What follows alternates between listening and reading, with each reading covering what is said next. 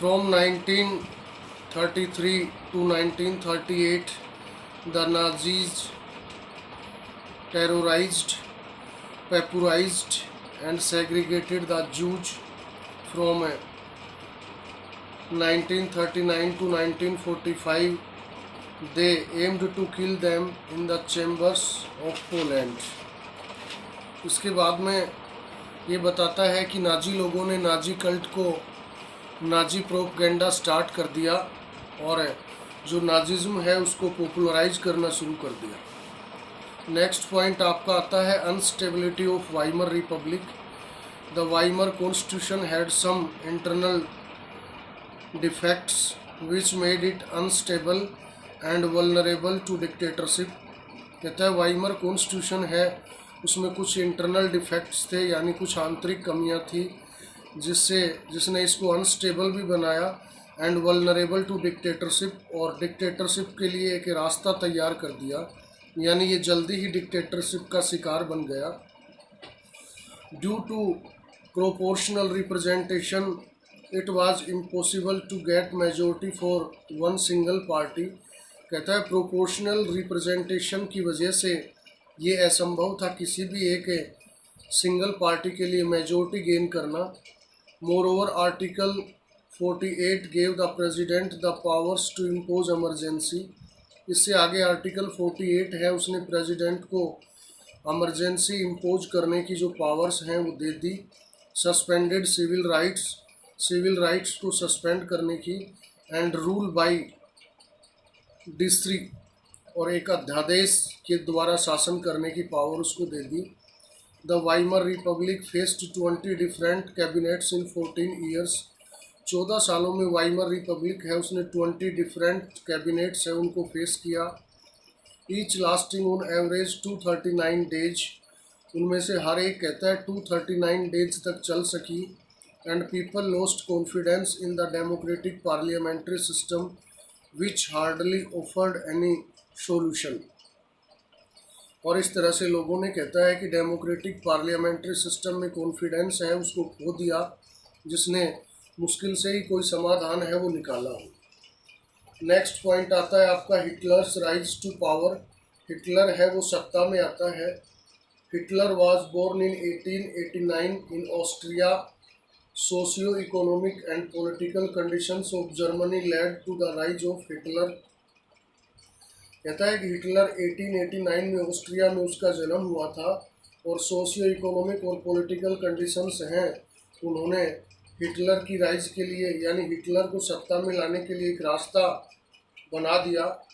After Versailles treaty he joint the German Workers party in 1919। Versailles treaty के बाद में उसने जर्मन वर्कर्स पार्टी को 1919 में ज्वाइन किया, which was later renamed as National Socialist German Workers Party. बाद में जिसका नाम बदल के National Socialist German Workers Party बना दिया गया। It was later seize control of Bavaria, march to Berlin and capture power. और बाद में इसने कहता है कि German socialist National Socialist German Workers Party ने नाजी पार्टी के नाम से जाना गया इसको। और 1923 में हिटलर ने प्लान किया बावारिया को कंट्रोल करने के लिए और बर्लिन को कैप्चर करने के लिए। ही वाज अरेस्टेड, उसको गिरफ्तार कर लिया गया। ट्राई टू ट्रीशोन, उस पर देशद्रोह का मुकदमा चला एंड लेटर रिलीज्ड, और बाद में उसको रिहा कर दिया गया।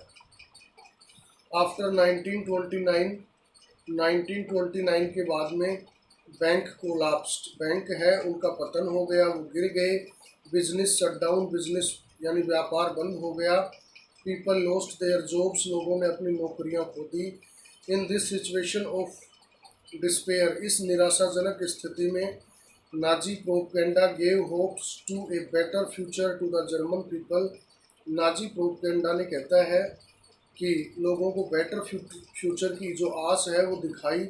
In 1928, the Nazi party got only 2.6% vote in the elections to the Reichstag। कहता है कि 1929 में जर्मन जो पार्टी थी, German Workers party, Nazi party, उसको केवल 2.6% वोट मिले थे राइस्टैंग यानी वहाँ की पार्लियामेंट के इलेक्शन में। द जर्मन पार्लियामेंट के लिए by 1932 it had become the largest party with 37% votes. और 1932 तक ये कहता है सबसे बड़ी पार्टी बन गई जिसको कि 37% वोट मिले।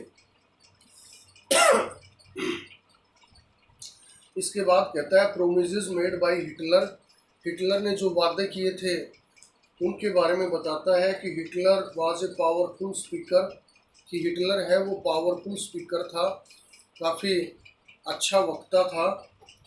His passionate speeches about the fatherland and promises inspired German people, उसने कहता है कि इस पितृभूमि के लिए जो पैशनेट स्पीच दिए थे वो, और उसने काफ़ी लंबे चौड़े जो वादे किए थे उससे जर्मन पीपल काफ़ी इंस्पायर हुए। Promises made by Hitler were as follows, Hitler ने जो वादे किए थे वो कौन कौन से थे। पहला था कि he promise to build a strong nation, उसने एक मजबूत राष्ट्र बनाने का वादा किया।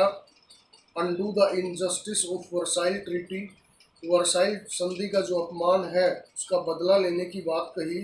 और restore the dignity of the German people का जो डिग्निटी यानी रेस्पेक्ट है उसको रिस्टोर करने का वादा किया। And create opportunities for unemployed people, और बेरोजगार लोगों के लिए न्यू अपॉर्चुनिटीज़ क्रिएट करने का भी वादा किया। He promised employment for those looking for work, वो लोग कहता है जो काम की तलाश कर रहे थे उनके लिए उनको काम देने का उसने वादा किया। And A secure future for the youth, और यूथ लोगों के लिए एक सिक्योर फ्यूचर का भी वादा उसने किया। He promise to weed out all foreign influences, उसने कहता है सभी विदेशी प्रभाव है उनको ख़त्म करने की बात कही। And to resist all foreign conspiracies against Germany, और जो भी सारे विदेशी षड्यंत्र जर्मनी के खिलाफ रचे गए थे, कॉन्स्पिरेसीज जो फॉरेन कॉन्स्पिरेसीज थी उनको ख़त्म करने की उसने बात की। Development at the time of Hitler, Hitler के टाइम पे जो डेवलपमेंट हुआ उसकी बात करता है। The red banners with the swastika, the Nazi salute and the ritualised rounds of applause after every speech were new development at the time of Hitler. कहता है कि रेड बैनर्स इस पे स्वास्तिक का सिंबल था, नाजी सैल्यूट, और हर speech के बाद में एक विशेष ढंग से ताली बजाना हिटलर के टाइम के न्यू डेवलपमेंट्स थे। Nazi propaganda skilfully projected Hitler as a मसीहा, नाजी प्रोपेगेंडा यानी नाजी प्रचार है उसमें हिटलर को एक मसीहा के रूप में दिखाया गया।